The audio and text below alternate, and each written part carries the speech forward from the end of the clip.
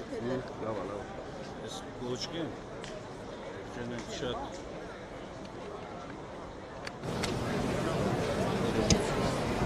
Ձենը կա։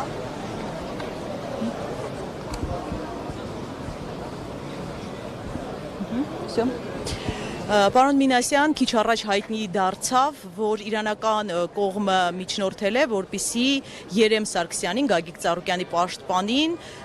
հեռացնեն այս վարույթից, մեկուսացնեն այս գործից, ինչպես ինքը մեկնաբանեց, քանի որ նա կարողանում էր հիմնավորել,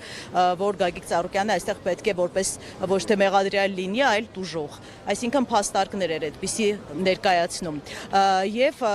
եւս մեկ նորություն, նա փաստորեն որպես վկա պետք է գրավի այս գործում եւ նրան հրավիրեցին հարցաքննության։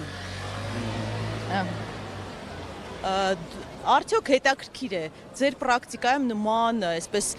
երևույթի հանդիպել եք եւ սա ինչի մասին է խոսում։ Ակնհայտ է, որ գործընթացը ինքնին իրավական procesից դուրս է եկել եւ հետեւաբար իրավունքի գերակայության սկզբունքի, օրենքի համապատասխանության ներկայումս խիստ վերապահումներով պետք է մոտենալ։ Տվյալ դեպքում, եթե փաստաբանին հեռացնում են վարույթից նման հիմնավորման պատճառաբանությամբ, դա ոչ միայն փաստաբանական գործունեության մասին Հայաստանի օրենսդրության կոպտագույն խախտում է, որովհետև փաստաբանին չեն կարող ներգրավել այնպիսի վարույթում, որտեղ ինքը փաստաբանը որպես հանդես եկել, որևէ կարգավիճակի առումով, եթե նա իհարկե տուժող չի կամ ակնհայտ է տուժող չի կամ ակնհայտ է այս դեպքում, որ Երեմ Սարգսյանը, ով քաջատեղյակ է այն բոլոր հարաբերություններից կամ իրավական գործընթացներից, որոնք տեղի են ունեցել տվյալ գործի շրջանակներում, խնդիր են դրել պարզապես իրավական առումով մեկուսացնել մի անձի, ով կարող է հավուր պատշաճի ներկայացնել Գագիկ Ծառուկյանի շահերը։ Բայց պետք է արձանագրել նաև, որ նման պրակտիկա ոչ միայն չկա, այլ նաև հակառակը կա, որ նման դեպքերում, որպես կանոն, այսպիսի գործերը Եվրոպական դատարանում ուղղակի փլուզվում են։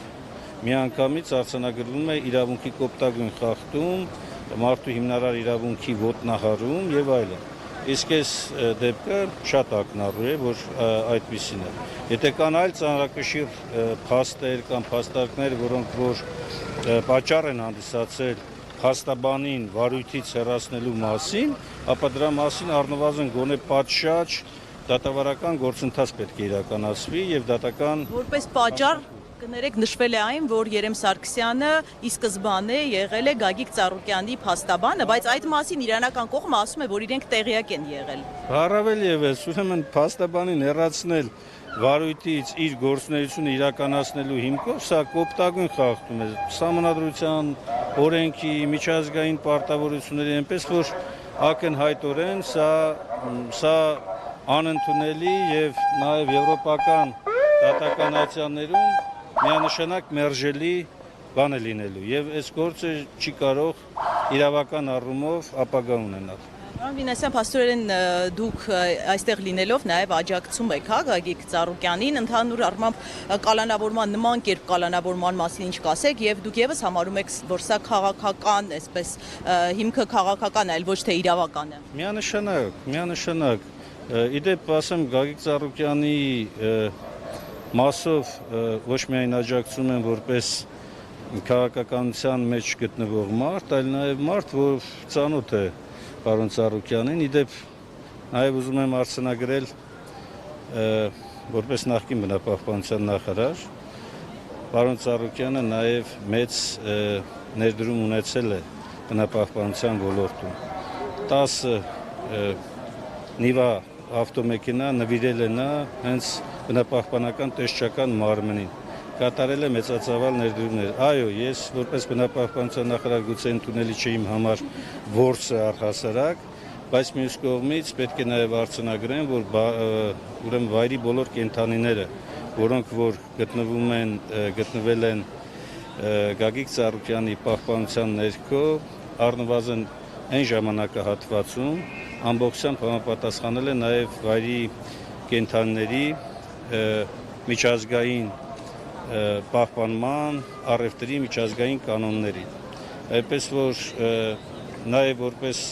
անձ, որպես մարդ, որպես նաև իհարկե նաև էկոնոմիկայի արդեն նախկին նախարար որպես պետք է արձանագրել, որ այս գործողությունը ուղղված է ոչ միայն Գագիկ Ծառուկյանի դեմ, այս գործողությունը ուղղված է Հայաստանի ողջ տնտեսության դեմ։